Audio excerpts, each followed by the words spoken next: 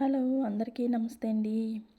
ఈ రెయిన్బో మానవ సేవా సంస్థ సృష్టికర్త శ్రీ శ్రీ శ్రీ శ్రీ ఆర్ఎస్ఆర్ గురూజీ గారికి ప్రణామములు. విశ్వ Chaitanya YouTube channel followers, friends, relatives, rainbow కుటుంబ సభ్యులందరికీ నమస్తే అండి. స్వాగతం, సుస్వాగతం. మరియు ఈ యొక్క ఛానల్ను ఆదరిస్తున్న ప్రతి ఒక్కరికి ధన్యవాదములు. విశ్వం నుంచి మనం ఈరోజు గురువుగారి యొక్క సత్సంగం మనం విందాం. అవసరమైన పోషకాలు ఎంత అవసరమో మనలో ఉన్న అంతరంగానికి, మన లోపల ఉన్న అంతరంగానికి, అది ఆత్మస్థితి అనుకోండి, మనస్సు అనుకోండి, బౌడు అనుకోండి, అంతరంగం అనుకోండి, అహం బ్రహ్మాస్మి అనుకోండి, నేనే దైవం ఏదైనా అనుకోండి, ఆ లోనున్న స్థితికి కూడా శక్తి అవసరం, పోషకాలు అవసరం. ఆ పోషక లోపం ఉంటే శరీరానికి ఎలాగా ఆరోగ్యం కుదురుగా ఉండదో, సరిగా ప్రాణశక్తులు ప్రాణానికి అందకపోతే ఎలా విలవిలలాడిపోతారో, లోనున్న బౌడికి కూడా పోషకాలతో కూడిన అద్భుతమైనటువంటి శక్తి అవసరం. మరి అది ఎలా లభిస్తుంది? ఆ పోషకాలు ఎలా లభిస్తాయి? ఇది అంటే వాటర్ తాగుతాము, పప్పు తింటాము, ప్రోటీన్ మంచి గాలి పీల్చుకుంటాము, ప్రాణానికి తేలిగ్గా ఉంటుంది. మరి ఆ లోపల ఉన్న శక్తికి ఇవ్వాల్సిన ఆహారం ఏది? అది ఇవ్వకపోతే ఏమవుతుంది? ఈరోజు మనం నేర్చుకుందాం. మంచి మాట మన చెవి వింది, విన్న మాట లోనున్న అంతరంగానికి చేర్చింది, ఏదో రిసీవ్ చేసుకుంది, లోపలికి వెళ్ళింది. లోపలికి వెళ్ళినటువంటి ఆ శక్తి, ఆ మాట, ఆ చైతన్యం షట్చక్రాలను ఉత్సాహపరుస్తుంది. 7 చక్రాలకి ఏ ఆహారం మరి లేదు, ఏ పోషకాలు లేవు. మనం తీసుకునేటటువంటి మంగళకరమైనటువంటి ఒక మాట, శక్తిని కలిగించేటటువంటి ఒక మాట మన శరీరంలో ప్రవేశించి లోనున్న ఆ బౌడికి కావలసిన షట్చక్రాల యొక్క వాహనాలకు ఇంధనాన్ని నింపుతుంది. ప్రయాణం చేయాలంటే ఇంధనం కావాలి. ఆ ఇంధనం నింపితేనే వాహనం ప్రయాణం చేస్తుంది. శరీరానికి సంబంధించిన ఇంధనం పనిచేస్తుంది. ప్రాణానికి సంబంధించిన ప్రాణశక్తులు ఇంధనంతో ఆపరేట్ చేస్తూ రన్ అవుతుంది. మరి ఈ శరీరానికి ప్రాణశక్తులకు అవసరమైనటువంటి మహాద్భుతమైనటువంటి చైతన్యానికి ఏమి ఇంధనం కావాలి? మంగళకరమైన ఒక అద్భుతమైనటువంటి వాక్ చైతన్యం కావాలి. దీనినే ప్రపంచం అంగీకరించిన విషయము. భగవంతుణ్ణి వాక్ రూపంలో, భగవంతుని ఓంకార రూపంలో ప్రతి ఒక్కరూ కూడా పిలుచుకోవడం జరుగుతుంది. దేవుడు అనంగానే వాక్, ఆ భగవంతుడు అనంగానే ఓంకారం. ఓంకారం అంటే నిరాకారం, శూన్యం. పలుకబడే మాటలో ఆకృతి లేకపోయినా నిరాకారంగా ఉన్న ఆ మాట మనిషి యొక్క చైతన్యాన్ని ఉత్తేజపరుస్తుంది. ఒకరోజు ఈ మంగళకరమైన కాన్ఫరెన్స్ మిస్ అయితే ఆ రోజు ఆహారం తీసుకోనట్లే. రోజుకు 3 పూట్ల మనం అలవాటు చేసుకున్నాం కదా. 24 గంటలకు ఒకసారైనా ఈ శరీరానికి లోనున్న భవస్థితికి ఆహారాన్ని ఇవ్వకపోతే బలహీనం అవుతారు. లోనున్న కాబట్టి మన యొక్క జీవితంలో రోజువారీ ఆహారంగా గనక ఈ చైతన్యాన్ని తీసుకుంటే చాలా ఉపయోగపడుతుంది. మంచి విషయం. సరే, మేము నేర్చుకుందాం. మరి ఒక విషయము, మనం కొన్ని కాలాలు పెట్టుకున్నాం. వేసవి కాలము, వర్షాకాలము, శీతాకాలము. వేసవిలో వర్షం వచ్చినా, వర్షాకాలంలాగా సీజన్ లాగా వర్షం వచ్చినా, వర్షాకాలంలో ఎండ వేడిమి వచ్చినా అది వేసవి కాలం కాదు. అలానే చలికాలంలో ఇది రెండూ కూడా కుదరదు. ఒకరోజు ఏమన్నా ముసురుబట్టో 2 రోజులు 3 రోజులు ఉన్నా అది పోతుంది. దాని యొక్క ప్రభావం పడదు. అంటే దీన్నే మనం ఏమంటామంటే సీజన్ అంటాము. సీజన్గా ప్రకృతిరీత్యా, ప్రకృతిపరంగా దానికి అనేక పదాలు. సీజన్ అనగానే ఈ వానాకాలం రోజులు కదా, వానాకాలం సీజన్ కాబట్టి వానలు పడుతున్నాయి. అలాగే మనం తీసుకునే ఆహార ఉత్పత్తులు ఏవైతే ఉన్నాయో అవి కూడా సీజనల్గానే వస్తాయి. తర్వాత వరి పండించుకోవడానికి ఒక సీజన్, మొక్కజొన్న పండించుకోవడానికి ఒక సీజన్, ఇట్లాగా సీజన్ పెట్టాము. ఆ ప్రకృతి పరంగా సీజన్ పెట్టాము. ఇది మనకి ఆ వరప్రసాదాన్ని అందిస్తుంది, తీసుకుంటున్నాం. సరే, వీటన్నింటికి అయితే ప్రకృతి మీద డిపెండ్ అయి ఉన్నాము. ప్రకృతి ఆ తగిన ప్రతిఫలం ఇస్తుంది. మంచి విషయం. మనకి జరిగే పనులు కూడా దేనికైనా టైం రావాలి అంటూ ఉంటాం. ఆ టైం రావాలి అంటూ మనం కొన్ని పనులు పెట్టుకున్నాము. కొన్ని విషయాలు జరగాల్సి ఉన్నవి, వాటి గురించి ఆలోచిస్తూ ఉంటాం. ఇంకా అవటం లేదని ఎంతకాలం కష్టంగా ఉంది, ఇబ్బంది పడాల్సి వస్తుంది. అది అవసరం కానీ జరగడం లేదు. జరగని దానికి మనం పెట్టుకున్నది దేనికైనా టైం రావాలి. ఆ సమయం ఏడాదిలో ఉన్న 3 శీతోష్ణ స్థితి కలిగినటువంటి పరిస్థితులను బట్టి వస్తుందా? లేకపోతే మన మానసికమైనటువంటి దృక్పథంతో మన జీవితంలో మనం అంటూ ఉంటాం త్రికరణ శుద్ధిగా. ఆ త్రికరణ నమ్మకంగా శక్తి పాస్ అయినప్పుడు వస్తుందా? ప్రకృతి ఏమో వాతావరణంలో ఉన్నటువంటి మార్పులను బట్టి ఆహారాలు మనకున్నటువంటి శీతోష్ణ స్థితులు ఇస్తుంది. మనకున్న జరగవలసిన పనులు టైం రావాలి అనుకుంటున్నాము. ఆ టైం ఎలా వస్తుంది? ప్రకృతి చేతిలో ఉందా? మనిషి యొక్క చేతిలో ఉందా? లేదా మనం భావించేటటువంటి భగవంతుడి చేతిలో ఉందా? మన జరగాల్సిన పనులు మన భవిష్యత్తు ఎప్పుడైనా ఆలోచన చేశారా? ఈ విషయాన్ని పనులు జరగాలి. ఆ పనులు దైవం ద్వారా జరగాలా? ప్రకృతి ద్వారా జరగాలా? మరి ఏదైనా విషయం ఉందా? ఒక షాపు ఉంది. ఆ షాపులో వ్యాపారం పెరగాలి. చదువుకున్నాము. ఉద్యోగం రావాలి. వయస్సు వచ్చింది. పెళ్ళి అవ్వాలి. అనారోగ్యంగా ఉంది. ఆరోగ్యం కావాలి. ఆర్థిక పరిస్థితులు బలహీనంగా ఉన్నాయి. ఆర్థికంగా బలంగా మారాలి. ఇవన్నీ జరగడానికి, ఈ పనులు అన్నీ పూర్తి అవ్వడానికి దానికి ప్రకృతి అనుకూలించాలి. లేకపోతే దైవం కరుణించాలా? మరేదైనా ఉందా? ప్రయత్నం చేద్దాం. ఎలా చేస్తే ఈ సమస్యకు పరిష్కారం వస్తుంది? ఆగుదామంటే కుదిరేది కాదు. వరి పండించిన తర్వాత అది ఒక ఏడాదికో 2-3 సంవత్సరాలకో నిలవ పెట్టుకొని గోడాంలో వాడుకుంటాము. అలాగే శక్తి ఉత్పన్నం అయినాక, ఆవాహన అయినాక మనం స్టోర్ చేసుకోవడానికి, నిలువ పెట్టుకోవడానికి ఆ చైతన్యానికి లేదు. ఒక్కసారి ఆ శక్తి నిలువ పెట్టుకోవడానికి ఛాన్స్ లేదు. దేని నుంచి వస్తుంది? ఆ శక్తిని పొందాలని వారాలు పెట్టుకున్నారు. ఆ శక్తిని పొందాలంటే దేవాలయాలు పెట్టుకున్నారు. ఆ శక్తిని పొందాలనే అవసరాలు తీరతాయని ఇంటికి ఒక పూజా మందిరం పెట్టుకున్నారు. ఆ శక్తి పొందాలి అనే విశ్వాసము, భక్తి, దైవం అనేటటువంటి సిస్టమ్ ఏర్పాటు చేసుకున్నారు. మరి ఈ పనులు పూర్తి అవ్వాలంటే దైవం కావాలా? ప్రకృతి యొక్క అనుకూలత కావాలా? ఏదైనా ఉందా? మీ ఆలోచనలో ఎలా ఉన్నా విశ్వం నుంచి వచ్చే సమాధానం మీకు అందుతుంది.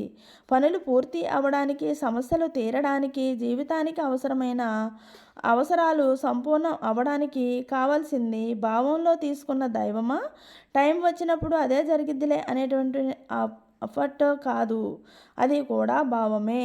ఏ దైవమైనా, ఏ పూజైనా, ప్రపంచంలో ఏ మారుమూల అయినా, ఏ ఒక్కరికైనా దాహం వేస్తే నీళ్లు ప్రత్యక్షంగా ఇచ్చింది జరగదు. తీసుకొని ఇచ్చినప్పుడు దైవంగా ఇచ్చావు అనుకోవచ్చు.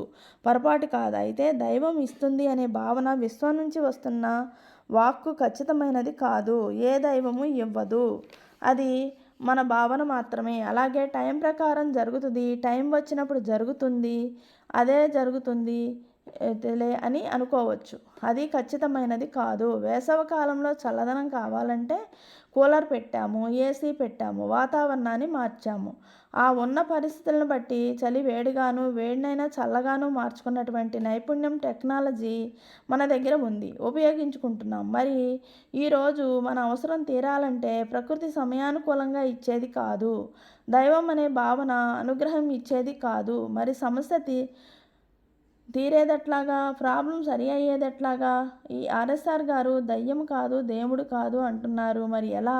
దాన్నే ప్రాక్టికల్గా వాస్తవం అనడం జరిగిన సిద్ధాంతంలో ప్రజెంట్ టెన్స్లో భూతకాలంలో ఉన్నది దైవం, రాబోయే భవిష్యత్తు దానిలో ఉన్నది, ప్రకృతి మధ్యలో ఉన్నది వాస్తవం. అదే మీ జీవితం. జరిగించిన దాన్నైనా, జరగబోయే దాన్నైనా ఊహల్లోకి వెళ్ళి నిలబడితే కాలయాపన అవుతుంది. కాలం జరిగిపోతుంది.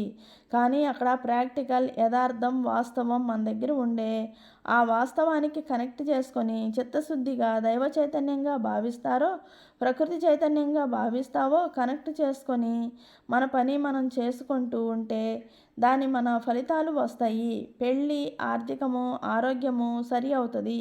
ఈ ప్రాక్టికల్ యొక్క ఎనర్జీ పొందడానికే ఎనర్జీని భావంతో మనం భక్తిని పెంచుకున్నాం. ఇది ప్రాక్టికల్గా జీవితానికి అవసరమైన అవసరాలు తీర్చడానికే మనం సీజన్ టైం అని పెట్టుకున్నాం.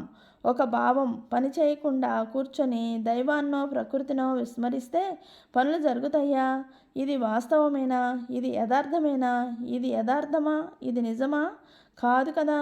అప్పుడు టైం రావాలి అనే మాట వాడకూడదు. దైవం చూసుకుంటుందనే మాట అస్సలు వాడకూడదు. నిజమైతే పలకవచ్చు, అనుసరించవచ్చు, ఆచరించవచ్చు.